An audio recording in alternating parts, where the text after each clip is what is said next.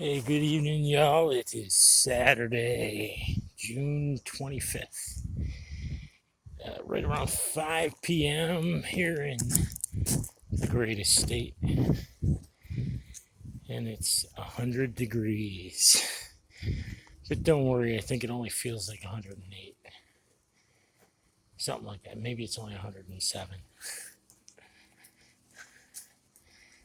Yep, we had to worry about the wind chill back in New York, and here you got to worry about the heat index. Basically, what that means is even the weather is lying to us. But it's a great week. We should all be rejoicing. Uh, my former home state of New York, the Supreme Court ruled in favor of the Second Amendment.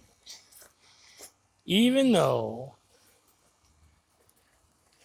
Congress and a bunch of rhinos, 14 rhinos, I guess, have created red flag laws.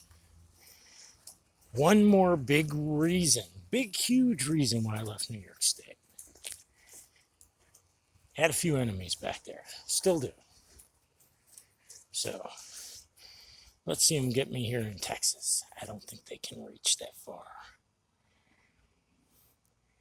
But now the greatest thing that could have happened to the children of God, or to God's children, whichever way you want to put it, is the fact that they overturned Roe v. Wade at the Supreme Court and pushed abortion back to the states. Now, the only people that are mad about this are either confused or flat out evil. Period. End of sentence. Full stop, as they say. And the interesting thing that somebody else pointed out this morning was that I noticed that there's not a whole lot of churches coming out and rejoicing. Don't believe everything that history tells you or that your teachers tell you. For instance, Mother Teresa wasn't exactly the saint that the Catholic Church plays her out to be.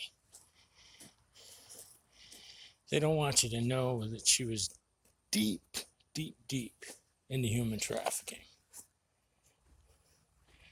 She made literally billions of dollars for the Vatican. She was against them ever auditing their books, and there was a reason for that.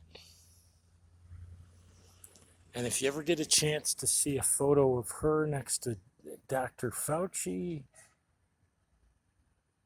some of the puzzle pieces will start fitting together in ways that you might not be ready to accept. This evil that we are fighting against, and make no mistake, it is evil, will turn family members against each other. It already has. How many people that are actually listening to this are flying solo, and your only connection to humanity, in most cases, with the exception of maybe a handful of friends, is your social media feed? I'm sure a few. That's okay. Never forget that God gives his toughest battles usually to his strongest warriors. Not everybody passes the test. But if you're still alive and you're still unvaxxed and you're still defiantly stating facts, then you still have a chance. And one of the greatest things that's happened all week was yesterday, while I was out enjoying myself, around 9:40 something, Q started posting again after not posting for somewhere in the neighborhood of 18 months. So, what does that mean exactly? I believe that that is a cue that, well, sorry for using that Q is telling us that the awakening is in full swing and that the storm is fast approaching.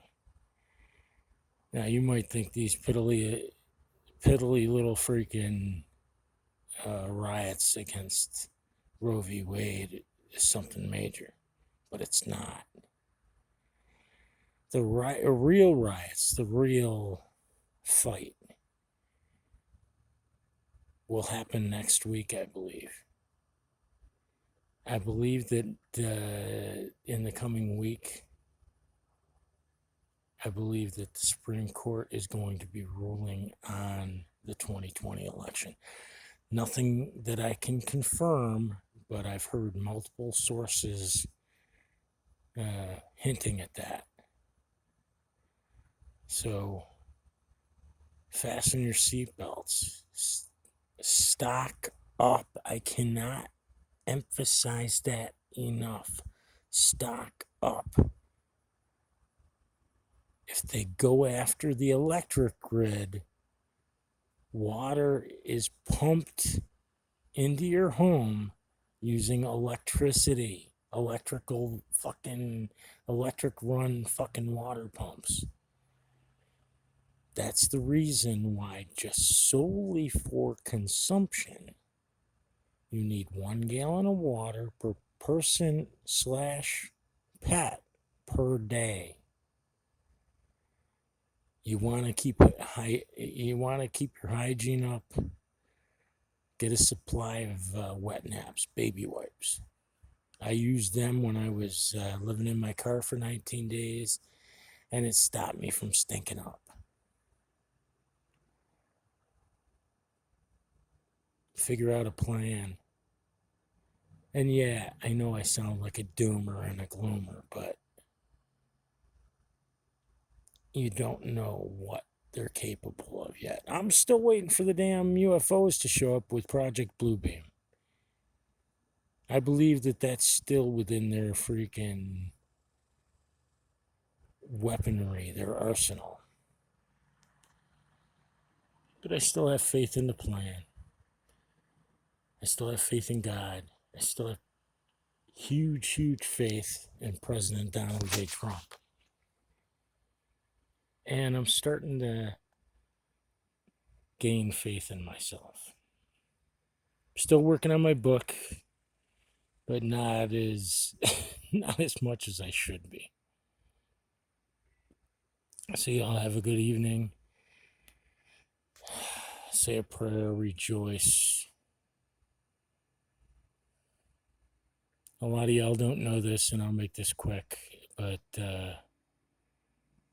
when I was 29 years old in 1991, and well, actually, technically, it was January 1st, 1992, I received a phone call from my girlfriend at the time, who was, I believe, 18 or 19. We were both freshmen in college. And we met at a video store. Long story, a little short. The call was to tell me that I had gotten her pregnant. Now, this was the first and only woman I had ever gotten pregnant, even though it wasn't from a lack of trying. And long story, a little shorter. I wanted to seek counseling from a priest, or at the very least, Planned Parenthood, and that was long before I knew the truth about Planned Parenthood. And at one point, she called me up and said that she had made a mistake. She was bound and determined to have an abortion. I was against it. And she calls me up and leaves a message on my answer machine saying that she had made a mistake, that it was only urinary tract infection. And then she aborted the only child I ever fathered on February 13th, 1992, the day before Valentine's Day. And then she called me up within hours of doing it, half drunk off her ass, to confess her sins. Hey God, thanks for another beautiful day. Please give me strength to continue down this road. Give me the heads up, a heads up, please, when things are about to turn south. That'd be nice. Thank you for another glorious day, and hey, it's a beautiful day. It needed to be repeated.